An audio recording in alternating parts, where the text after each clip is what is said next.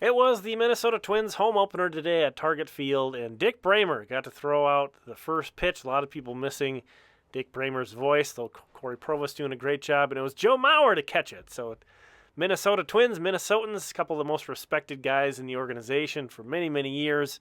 Dick Bremer, of course, the Twins broadcaster on TV. Let's hear from him. It's been emotional, of course, when you do something for 40 years and then you ease away from doing it. It's a change, but it's been good.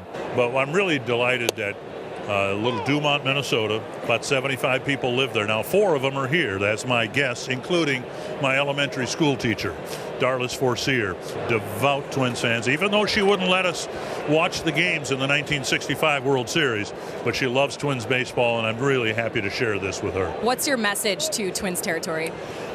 Just that this is a wonderful ballpark and a wonderful organization, and that if we're patient enough, it'll happen again, like it did in 1987 and 1991. So great to hear Dick Bremer on the broadcast again. Hopefully they get him on periodically, find a way to make that work. Good to see him. Edouard Julien, want to make sure to show this highlight of him hitting a home run because he's getting a lot of flack. He was part of a big problem for the Twins today, taking the third strike. These were 5 strike 3 calls that the Twins took. And, yeah, it was frustrating to watch that. But if you look at, 3 of these are paint, the other 2 are on the corner as well, depending on which pitch type those were.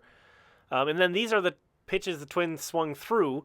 So really there was only one ridiculous chase. That was Carlos Santana. The other ones are also pretty darn good location on pitches.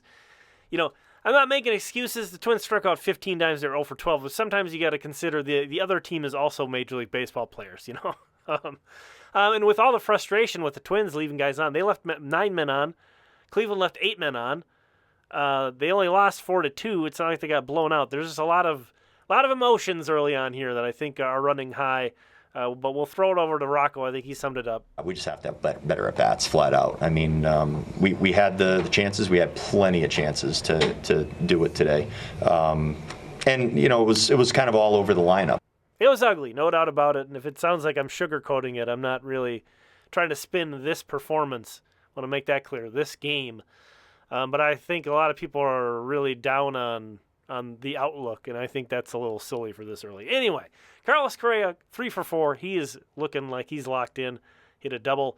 On the pitching side there, you see Pablo Lopez didn't really light it up today. But I want to call out Cody Funderburk throwing 2 innings. I find that interesting. The Twins, 6 of their 18 relief appearances this year so far have been of 2 innings or more. That's a third of them. Last year, only 14.1% of their relief outings were 2 innings or longer. So a lot more multi-inning outings out of the relief corps. Interesting. Anyway, switching gears to the Saints and Jair Camargo. I don't know, maybe the guy we've talked about the most in these system recaps in the couple of years I've been doing it. He's definitely up there with Anthony Prado, with one of the guys that's been highlighted the most. Obliterates this pitch. Oh, my God. Camargo actually had 2 of the hardest hit balls across all of AAA tonight. We'll take a look at those numbers in just a moment. But a subdued home run trot for Camargo this time. No juke, no Euro step, whatever you want to call it, into third. Business-like. He was keeping it business tonight. Man, he crushed that one. Whew. Dead center field. Had another very hard-hit ball here, a double to plate Deshaun Kersey Jr. So 2 run-scoring extra base hits for Jair Camargo tonight, who is catching. Kersey also had a nice game. Yeah, 111.1 and 110.6 were the exit velocities on those 2. Jair Camargo just smoking the ball on the 40-man roster. Maybe he gets a look at some point. We're jumping to the top of the 9th inning where Junior Severino leads things off. With a single he gets pinch run for, Yoiner Fajardo steals second base, but he gets a little caught off guard here. He's a little excited, trying to get to third. Ends up getting in a rundown, gets thrown out. So a great scoring chance for the Saints, kind of dampered there. Anthony Prado, though, does steal second base to get back into scoring position. But Alex Isola hits a little dribbler, a little bouncer over to third base. And that ends that threat. So it goes into extra innings. Unfortunately, the Saints cannot score in their half of the inning. Bases juiced, nobody out. Scott Blewett. I'm sorry, man. I'm sorry, Scott Blewett. With a name like that, I'm just never going to trust you out of the bullpen. I'm sorry. I'm sorry. I'm sure you're a good pitcher. We saw you do some good stuff in spring training, but we gotta figure something else out there.